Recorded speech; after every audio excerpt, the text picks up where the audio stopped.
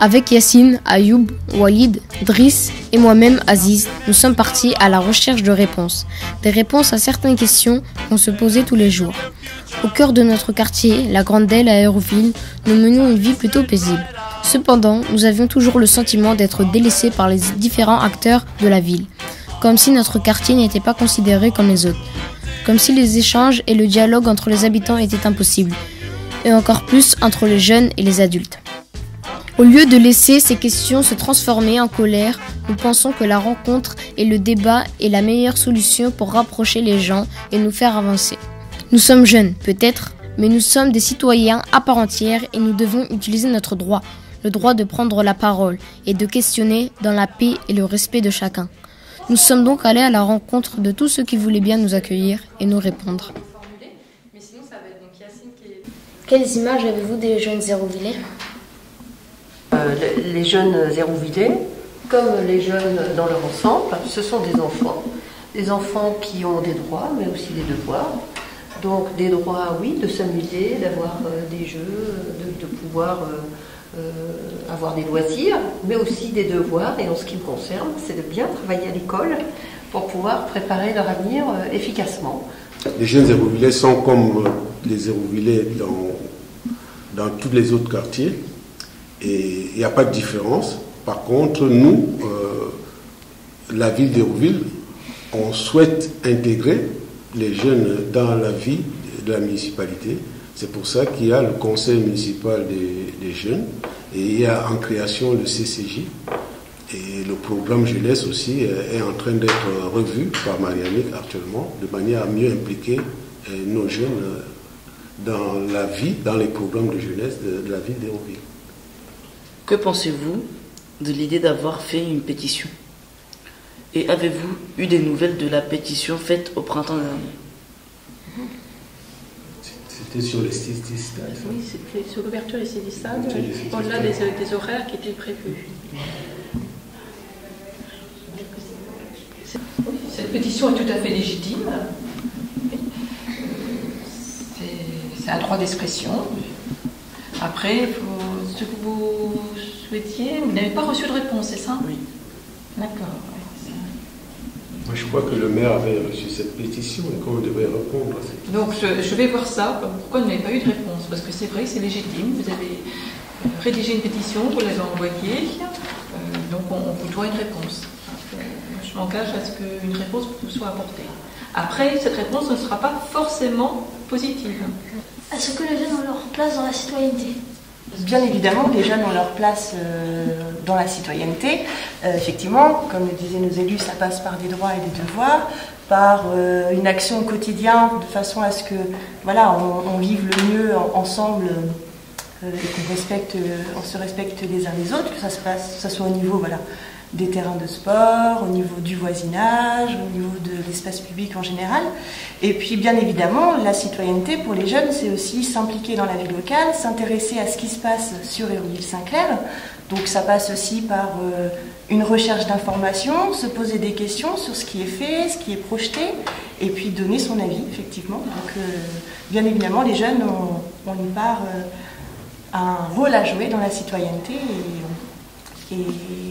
et la ville donne la possibilité aux jeunes de donner leur avis justement sur des projets, d'initier des actions, notamment avec le conseil consultatif de la jeunesse et le conseil municipal des jeunes.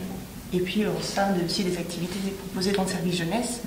Voilà, en quelques mots. Nous nous sommes réunis en groupe afin de monter un projet d'échange culturel avec l'Espagne. Nous sommes venus au Page. On nous a répondu qu'ils ne pouvaient pas nous accompagner sur notre projet. Je pense qu'effectivement, ça mérite plus de précision. Ils ont dit que c'était financièrement. Financièrement. Non, c'est leur programme. Ça ne correspondait pas au programme. Voilà, donc effectivement, il faut apporter des précisions. Le programme est établi au Page, vous savez, pendant les périodes de vacances, il y a donc des activités qui sont proposées pour l'ensemble des jeunes. Et c'est vrai que quand on vient avec un projet comme ça ciblé, on ne peut pas y répondre de façon, on va dire, directe. Ça mérite effectivement qu'il y ait, on va dire, une étude plus approfondie, savoir effectivement pourquoi vous y allez, combien ça coûte, exposer aux élus, pour qu'on puisse effectivement le mettre éventuellement en place. Et ce qu'il faut aussi comprendre, c'est que le PAGE, on est dans le droit commun. C'est-à-dire qu'on propose des projets à l'ensemble des aérovilés. D'accord? Donc la qualité, c'est souvent sur des projets qui concernent le plus grand nombre. Quand il y a un projet spécifique comme ça nécessite effectivement, on va dire, une étude plus approfondie. Apparemment, vous êtes tous que des jeunes de la Grande Aile, déjà. C'est-à-dire vous n'avez pas mis les jeunes d'autres quartiers. Et ensuite, il paraît que vous êtes tous d'origine étrangère. Oui. Et pourquoi? Voilà mes deux questions. Pourquoi uniquement? Et pas de filles. Et pas de filles. Et pas de filles. Ouais, on en a déjà parlé. Pourquoi vous êtes tous d'origine étrangère? Pourquoi est-ce que vous êtes tous de la Grande Aile? Pour les filles, c'est pas le même. En fait, on n'a pas tous le même délire et ils sont plutôt dans leur bulle et nous dans notre bulle. La Grande Aile. La Grande Aile, c'est parce qu'en fait, là justement, la question, c'est on essaie d'avoir un lien intergénérationnel et interquartier. C'est parce que justement, les quartiers sont plutôt renfermés sur eux-mêmes et il n'y a pas d'échange entre les quartiers. Et justement, on aimerait faire des événements, créer des événements pour que tous les quartiers soient réunis et comme une fête des voisins, mais en fait, c'est la fête des quartiers et on fasse ça. Notre quête ne s'arrêtait pas à la réponse des élus. Nous avions besoin d'en savoir plus. Nous avons eu la chance d'être reçus par Ismaël, policier municipal à la ville d'Hérouville-Saint-Clair. Nous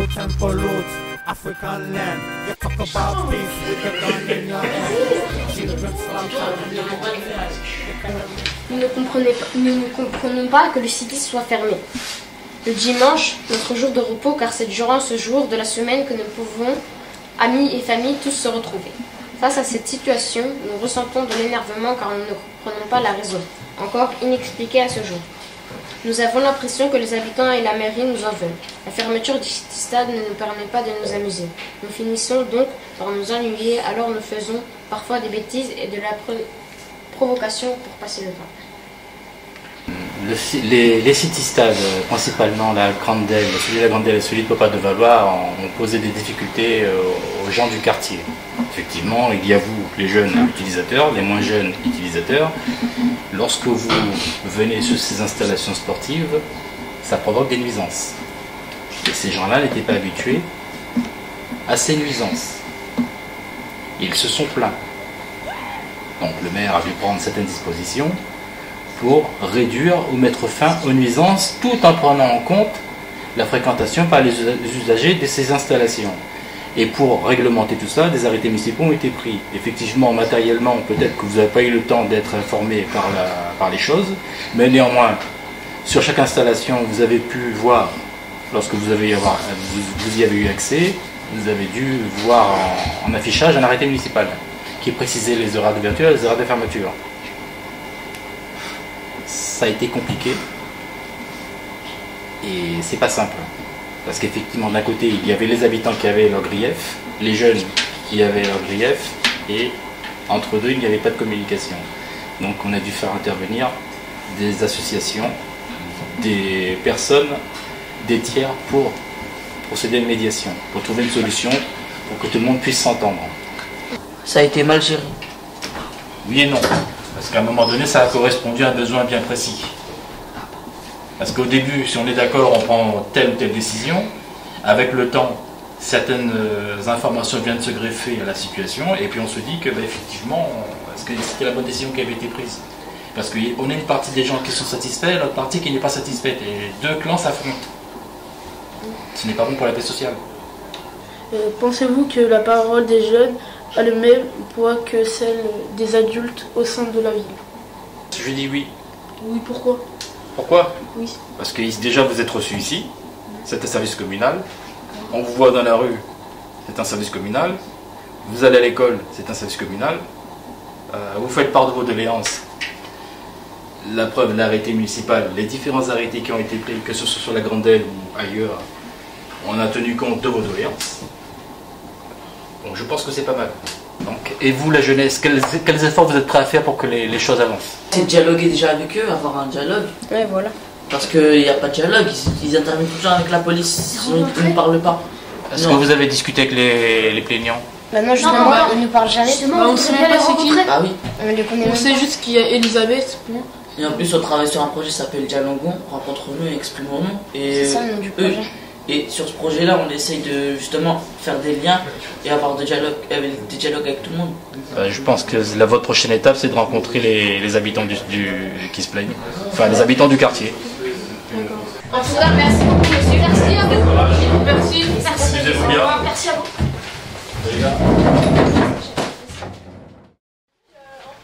Sylvie, prévenez-moi, je lui ai dit dans les vestiaires, je lui ai dit qu'on n'avait pas été à lundi, mardi.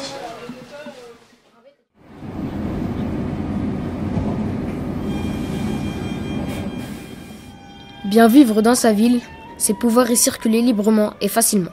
Nous avons souhaité rencontrer les responsables de Twisto, la société qui gère les transports en commun. Donc alors moi c'est Ali Sadala, je suis à Twisto depuis une vingtaine d'années. J'étais chauffeur et j'ai eu quelques soucis de santé, et déjà je faisais un peu de ce qu'on appelle de la médiation, c'est de la médiation dans les bus et dans les trams, et toujours dans la continuité j'étais en partie aussi contrôleur, je faisais du contrôle. Et l'une des missions c'est contrôleur déjà, et l'autre mission c'est je mets en place des actions de sensibilisation auprès des jeunes et plus grands pour leur expliquer comment fonctionne le bus et le tram, et aussi pour bien vivre dans un bus, dans un tramway, tous ensemble, afin de se respecter dans un bus et le tram. Voilà. D'accord. Quelle image avez-vous de Hérouville-Saint-Clair et des Hérouvilliers? Depuis quelques années, il faut vous dire que c'est pas des paroles en l'air, c'est une bonne image d'Hérouville. Et je dirais plus précisément, depuis que ce tram a été mis en place, Hérouville est devenu accessible dans tous les domaines. D'accord. Avant que le tram ait été mis en place, nous avons beaucoup de problèmes. Et on avait beaucoup d'accrochages. De différentes manières, on avait des accrochages. Au jour d'aujourd'hui, depuis quelques années en plus, nous intervenons sur Hérouville et sans aucun souci. Aucun souci. Ça se passe très bien avec Hérouville. En plus, ce que vous savez aussi, c'est que nous avons des partenariats avec les associations d'Hérouville, les secteurs sur Hérouville, notamment sur la QJ, avec la QJ. Dès que nous rencontrons un problème sur Hérouville, avec qui que ce soit, nous travaillons avec la QJ pour y remédier, pour trouver des solutions et pour que ça ne se renouvelle pas. Merci à vous. À bientôt. Bon courage pour le projet.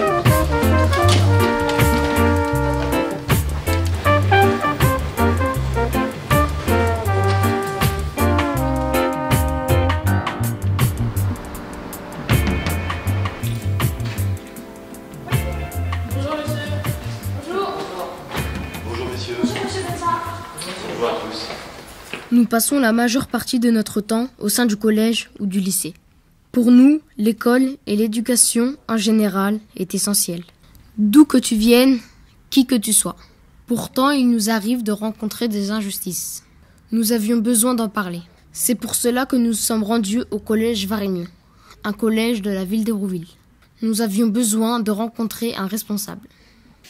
Parfois, nous avons l'impression que nos origines nous portent préjudice à l'école de nos relations avec le professeur. Qu'en pensez-vous? Oui, parfois, ça peut arriver. C'est sur le parfois que c'est important. C'est-à-dire qu'en effet, l'école et les adultes qui la composent, c'est la France, dans toute sa diversité. Donc t'en as qui s'appellent Bensa, comme moi. Tu te doutes que Bensa, c'est pas un nom breton. Donc voilà, mes origines, elles viennent d'Algérie. De même que tu as des gens comme moi qui sont au sein de l'école, et ben tu as des gens qui vont pas apprécier, des gens qui vont pas être français depuis 9 générations. Donc c'est une réalité, mais c'est une réalité qui est la même pour toute la société. Vous allez tous vous rendre compte au fur et à mesure qu'en effet, il peut y avoir une différence de traitement chez certains. La question, c'est le certain. C'est leur nom. Ce qui est important, c'est de ne pas les rendre majoritaires. Donc, en effet, parfois, ça peut arriver au sein de l'école qu'il y ait ce qu'on appelle, on va parler clairement, qu'il y ait des formes de racisme qui interviennent. Heureusement, c'est une situation extrêmement minoritaire. Et l'école, c'est aussi un lieu qui concentre des gens qui pensent qu'ils font un métier important, qui pensent que l'école, c'est important, qui pensent que transmettre aux mômes, c'est important. Et chez ces gens-là, en général, la question du racisme, ça leur file un peu d'urticaire. Donc tu peux être confronté à un cas individuel, un prof ou un CPE ou un agent de service qui soit clairement raciste. La meilleure solution, c'est en effet d'en parler. Parce que le racisme, c'est un délit, c'est pas normal. Et en effet, l'école, de manière collective, elle peut avoir des réponses par rapport à ce genre de comportement. Merci.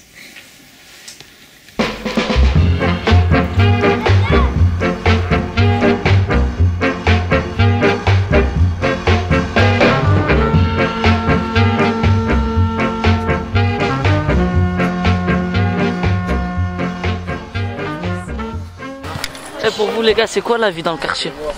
T'en penses quoi du quartier? Pour moi, le quartier, il est mort, le quartier. Ah, le quartier. Et pour toi, Yacine, c'est quoi pour toi le quartier? Moi, le quartier, c'est un endroit gros. Le daron, il se pose là-bas, il parle, nous, on joue au foot ici. Il y a souvent des embrouilles. Et à la fin, ça se règle. Eh, Mehdi, pour toi, c'est quoi la vie dans le quartier? C'est trop bien. Trop bien. Et c'est quoi qui est bien? C'est quoi qui est bien dans le quartier? C'est l'amitié. C'est l'amitié entre les frères. Comment on a grandi ensemble, comment on grandit ensemble, on s'aime. Ouais, et aussi, surtout aussi, dans notre quartier, il y a tout. Il y a arabe, noir, blanc, Berkane, tout, il y a tout. Et on s'entend bien, tout ça, et on rigole bien et tout avec les frères. C'est juste le monde d'animation qui nous permet. Faut savoir quand on est en animation, et ben on fait pas de conneries. Hein. Et le club, des fois, ils viennent, ils animent un peu le quartier, là, comme Lamine, il le fait. Il essaie d'animer. Non, mais est-ce qu'il vous plaît le terrain? Ouais, nous plaît, mais il faut faire un peu de rénovement parce qu'il y a des filets, tout ça, c'est pas trop bien là-bas. Notre rapport à la police dans le quartier, c'est souvent à la répression, surtout pour les policiers nationaux. Après, les policiers municipaux, ça dépend. Mais il y a souvent eu, par exemple, quand c'est plutôt en période de vacances, il y a souvent eu des incidents, tout ça, qui sont regrettables.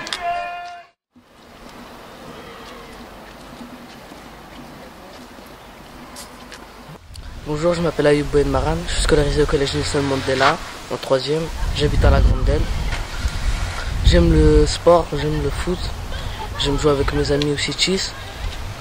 Par contre, j'aime pas quand le Citis il est fermé, puisqu'on peut pas aller se dépenser, on peut pas faire les choses qu'on aime avec mes amis. Je joue au club d'Hérouville-Saint-Clair avec tous les participants du projet. Moi, ce que j'aime bien, c'est j'aime bien aller à l'école, j'aime bien étudier, mais ce que j'aime pas trop, c'est genre trop étudier et pas assez jouer avec mes amis et tout ça. Je préfère aller au City, faire des foot et tout comme avant. Ça c'était bien. Mais depuis que je suis rentré au lycée, j'ai moins le temps de faire ci, j'ai moins le temps de faire ça. Je suis plus sur les devoirs et ça me prend la tête, j'aime pas trop ça. D'où ça vous est venu cette idée de pétition? Parce qu'il y a beaucoup de jeunes en fait qui s'énervent plutôt, qui cassent les choses, alors que vous avez décidé de favoriser un peu le dialogue. Le dialogue c'est très important. C'est parce que le dialogue, en fait au début on savait pas quoi faire. Après on a parlé avec quelques gens qu'on connaissait déjà. Ils nous ont dit pourquoi pas faire une pétition, tout ça. Et comme il y avait un père d'un ami, il avait une association, et il a pu nous aider.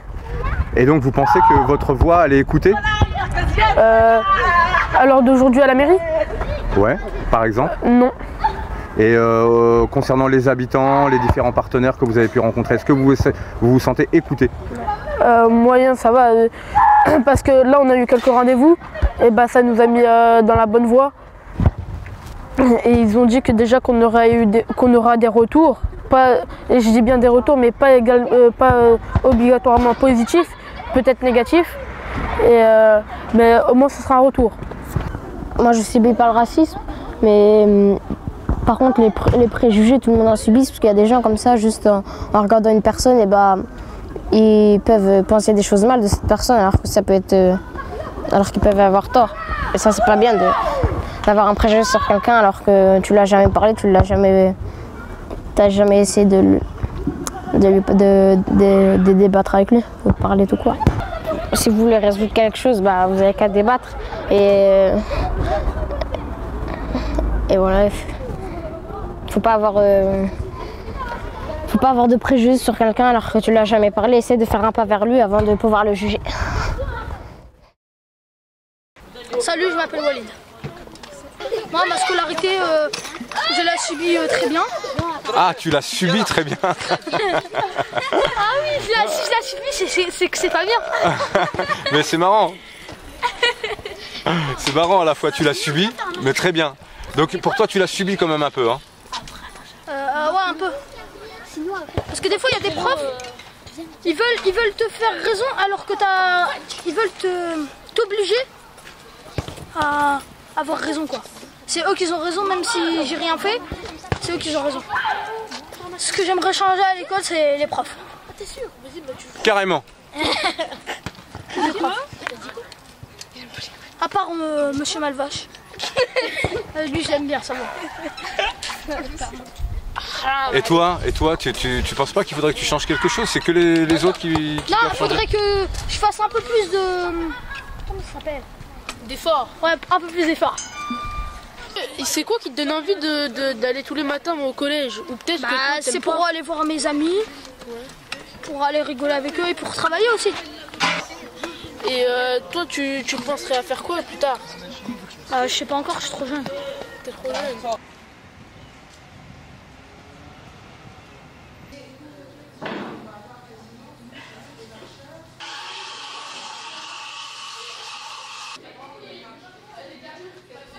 Après toutes ces rencontres et ces échanges, il nous paraissait essentiel de rencontrer les habitants, ou tout au moins 2 d'entre eux. Je suis Madame Angélique Hélène du quartier de la Grande Delle et il y a 45 ans que j'habite où je suis toujours, au 1402. 1402. Oui. Et tu sais, je fais partie de l'association du quartier de la Grande Delle depuis 38 ans. J'aime rencontrer tous les jeunes et tout le monde, quoi. Moi, je suis Françoise Cam, je suis présidente de l'association des habitants du quartier de la Grande Delle et j'appartiens à cette association depuis 1986. Voilà. T'étais pas né. Bonjour, je me présente Brice Cao, élu à la jeunesse, secteur jeunesse et sport. Et avant toute chose, Hérouvillais. Comment ressentez-vous votre quotidien dans le quartier? Bon, ça va. Et j'aime bien de rencontrer les jeunes. Vous sortez beaucoup? Ben oui, quand même un peu. Oui, je sors. Moi, je sors. C'est pas la mémère qui reste dans ton fauteuil. Non. Oui. Mais j'aime bien être à la rencontre des jeunes. Beaucoup. De toute façon, toute ma vie, je me suis occupée des jeunes. J'ai toujours eu contact avec, comme vous tous, quoi. Moi, je me sens bien dans le quartier de la Grande Delle, même si je n'y habite plus. En fait, j'y ai habité pendant très longtemps et puis des circonstances professionnelles m'ont amené à le quitter pour aller dans une autre ville. Et ensuite, je suis revenue à la Grande Delle. Et ça a toujours été, j'ai compris la notion du village parce que, à partir de mon appartenance à l'association.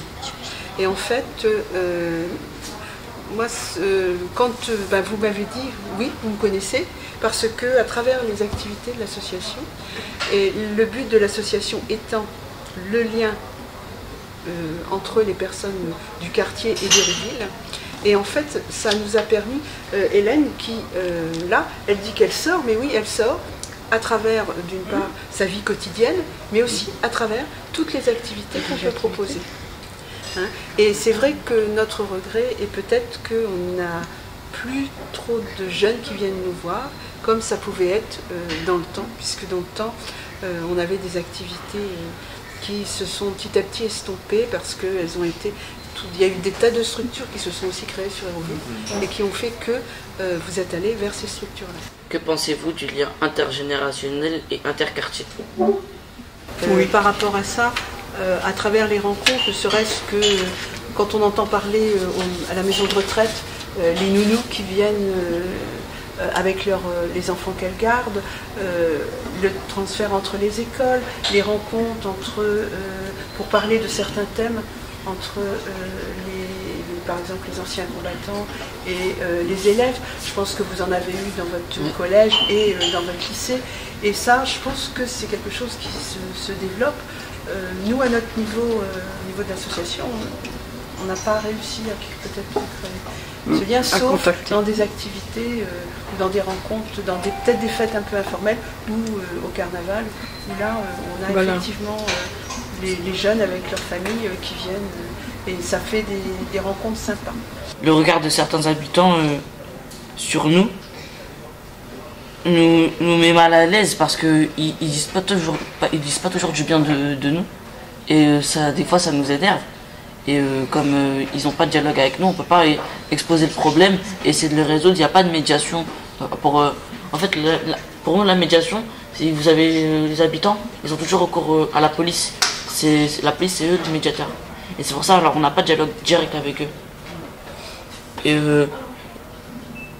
il y a beaucoup de groupes, il y a un gros groupe d'habitants qui sont contre le City Stade et on a une minorité pour le City Stade. Si je peux rebondir sur ce que Driss vient de dire, qui me semble très très intéressant et pertinent, c'est-à-dire qu'on peut constater qu'il y a une méconnaissance des jeunes et de leurs aînés. Pourtant, nous, tous les deux sont issus du même quartier et fréquentent la même ville. Donc, pour que cela se fasse, il faut plusieurs leviers. Il faut aussi déjà avoir cette possibilité naturelle d'aller vers l'autre. Mais comme Driss l'a dit, c'est que malheureusement, on peut avoir l'impression, ne serait-ce que par le regard, d'être pas compris ou d'être dévisagé ou d'être, entre guillemets, un peu méprisé. Mais c'est pas forcément fondé. Donc à partir du moment où si les jeunes font l'effort de connaître un peu leurs aînés et les aînés permettent aussi cet échange et de communiquer avec les jeunes, on pourra briser ces tabous ou ne pas rester que dans des a priori ou des préjugés. Ce projet nous a rapprochés et nous a permis de comprendre qu'il fallait aller chercher les réponses. Chacun dans son coin, on ne peut rien faire, mais c'est ensemble que l'avenir se construit. I remember my dreams. I remember my dreams.